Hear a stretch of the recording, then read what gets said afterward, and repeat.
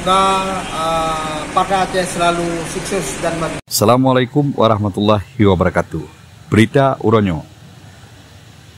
Dewan Pimpinan Wilayah Partai Aceh Kabupaten Aceh Timur dibak uro Sabtu yang kali tanggal 12 bulan Leh tahun 2022 kagetreun udayah-dayah dan masjid-masjid geja intat wakaf sajadah Al-Quran dan Yasin.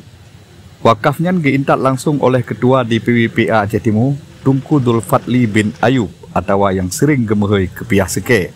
Libak ja intat wakafnya Ketua DPW PA Aceh Timur Najib gepengon oleh Ketua DPRK Aceh Timur Tunku Fatah Fikri, anggota DPRK dari fraksi Partai Aceh M. Yahya YS atau yang sering gelakap Bang Yahya Bohkaya, anggota DPRK Azhari, Panglima Daerah ID Bang Taufik, Ketua Sekretaris PA, Kepala Sekretariat Kantor PA Kabupaten Aceh Timur Agus Kadafi, dan sejumlah Ketua DPC PA Aceh Timur serta pengurus DPW PA Aceh Timur dan Panglima-Panglima Sago serta pengurus Partai Aceh di tingkat kecamatan dalam wilayah Aceh Timur.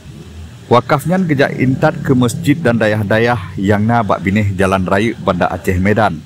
Wakaf keterimong oleh panitia masjid dan pimpinan dayah Ketua DPW Partai Aceh Wilayah Perlak kepiah seke melalui anggota DPRK Aceh Timur asal Dapilsa ID M. Yahya YS atau yang akrab disapa Yahya Bohkaya nibak freelance news bahasa Aceh Gemarit. Alhamdulillah, Mbak Uro yang berbahagianya, kamu DPW Partai Aceh berserta rombongan berangkat dari Perlak sampai terus ke Dek Tanjung Minjai, ya intat wakaf Al-Quran, Sejadah dan Yasin. Berserta rombongan nahinan Ketua DPR, Ketua DPW dan Panglima Wilayah dan Panglima Sago masing-masing. Panglima daerah. Semoga bantuan yang kamu serahkan bermanfaat ke masjid dan dayah yang terimong mudah dan bermanfaat kepada masyarakat.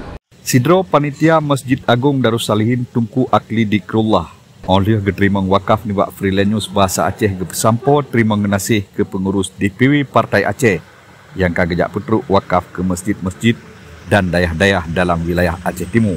Lun mewakili pengurus Masjid Agung Darussalim ini mengucapkan terima kasih yang tak terhingga kepada pengurus Partai Aceh Timur yang telah berpartisipasi membantu Masjid Agung berupa sejadah dan Al-Quran serta Yasin, dan ini kami sangat bermanfaat dan kita doakan semoga seluruh pengurus Partai Aceh juga Ketua yang mulia semoga dibesari Allah dan semoga Partai Aceh selalu sukses dan maju. Dibak ja intat wakafnya Ketua DPW Partai Aceh langsung geme moto dam truk kedro ge dan anggota DPRK Yahya Bohkaya nibak watenyan jiet ke kinet Ketua DPW.